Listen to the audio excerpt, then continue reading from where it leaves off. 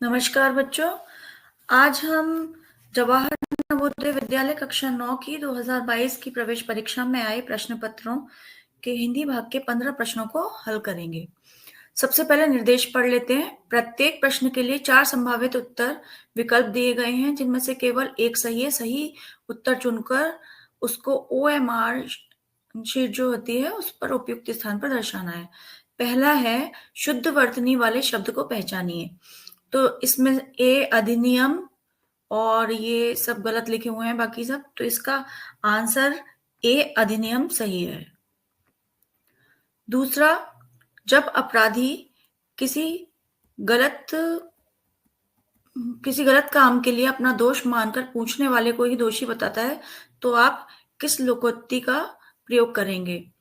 तो इसका आंसर है सी, उल्टा चोर कोतवाल को डांटे। ठीक है, बाकी सब गलत है। अब देखिए गा वाला प्रश्न क्या है। तीसरा प्रश्न है गा वर्ण का उच्चारण स्थान है। तो देखिए उच्चारण गा का हमेशा कहां से होता है? कंठ से, मतलब गले से ग, तो कंठ है ये। ठीक है, अब चौथा देख लेते हैं। वह वाक्य पहचानिए जिसमें चिड़िया का शुद्ध बहुवचन प्रयुक्त हुआ है। तो शुद्ध बहुवचन देखिए आप पढ़िए। पहला है चिड़िया गाना गा रही हैं, चिड़ियाएं डाल पर बैठी हैं, सब चिड़िया उड़ गई, सारी चिड़िये कहाँ गई? तो इसका सही है ए, चिड़िया गाना गा रही हैं। अब पांचवा देखते हैं। रूप, रंग या आकार बताने वाले विशेषणों को क्या कहते हैं? तो उनको क्या बोलते हैं? गुणवाचक। ठीक है, अगला है छठवा। मैं उस मकान में रहता हूं जिसमें कभी आचार्य जी रहते थे। किस प्रकार का वाक्य है ये? सरल वाक्य है, संयुक्त वाक्य है, मिश्र वाक्य है या लघु वाक्य है? तो आंसर है इसका मिश्र वाक्य है ये। ठीक है, अब सातवां देख लेते हैं प्रश्न। सातवां, नीचे एक वाक्य को 4 खंडों में बांटा गया है जिसमें से एक में अशुद्धि है, उसे पहचानिए। पहला है चौथा प्रश्न, मैंने ठीक से नहीं करा।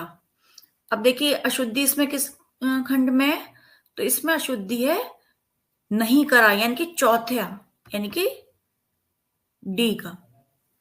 नहीं करा नहीं होता, ये गलत है। अच्छा, आठवां प्रश्न देख लेते हैं। किस विकल्प में दोनों शब्द वायु के पर्यायवाची हैं? देखिए ए है पवन अनिल, अनल पवन, अनिल पावन, अनल समीर। तो देखिए इसका आंसर है ए, पवन और अनिल। ये दोनों क्या हैं? ये वायु के पर्यायवाची हैं। अब अगला प्रश्न देखें। देखिए नवा प्रश्न है, उपयुक्त लोकोक्ति से वाक्य पूरा कीजिए। इतने ऊंचे पद पर पहुंचना और खाली जगह नहीं है।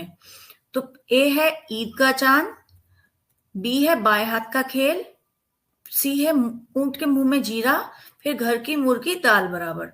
तो क्या होगा इसका? इसका होगा बी, बाएं हाथ का खेल नहीं है। आगे देखते हैं। 10वां है नश्वर का विलोमार्थी शब्द, यानी कि उल्टा शब्द है। बताइए क्या है?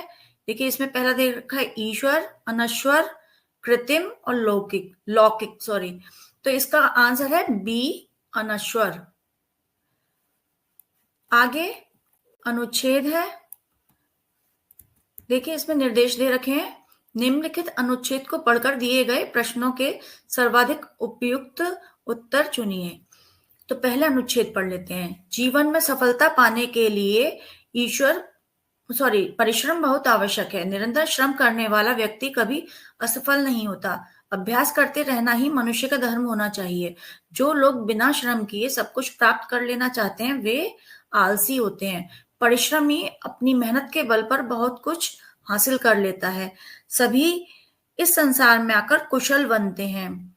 श्रम का फल हमेशा मीठा होता है, यही मान्यता है। महापुरुषों के जीवन में से हमें यही प्रेरणा मिलती है। मनुष्य को जीवन में श्रम करते रहना चाहिए। जीवन में सुख मांगने या खरीदने से नहीं मिलता, उन्हें प्राप्त करने के लिए प्रयास करना पड़ता है। वस्तुतः श्रम जीवन की मूल्यवान कुंजी है। जीवन रूपी सुनसान जंगल में मेहनत और अभ्यास से जो चाहे अपने लिए मार्ग बना ले। ये तो अनुच्छेद हमने पढ़ लिया है। अब इसी पर बेस्ड है ये प्रश्न। देखिए 11वां प्रश्न है, जीवन में परिश्रम आवश्यक है। किस लिए आवश्यक है? पहला है आरामदायक जीवन के लिए, धन अर्जित करने के लिए, प्रतियोगिता के लिए या सफलता प्राप्त करने के लिए। तो इसका आंसर है डी, सफलता प्राप्त करने के लिए। मनुष्य का धर्म है पूजा पाठ करना, दूसरों को परास्त करना, अभ्यास करते रहना या चोरी करना। तो इसका आंसर क्या होगा? अभ्यास करते रहना। अब अगला प्रश्न 13वां, श्रम का सदैव होता है। श्रम का फल सदैव होता है, बुरा होता है, अच्छा होता है, मीठा होता है या खट्टा होता है। तो क्या होता है? मीठा। अनमोल के लिए अनुच्छेद में प्रयुक्त शब्द है। तो अनमोल के लिए प्रयुक्त शब्द कौन सा है? अभ्यास है, प्रेरणा है, मूल्यवान है या महापुरुष। तो हमें अनमोल में मूल्यवान। 15वां प्रश्न है, लोग कुशल कहाँ बनते हैं?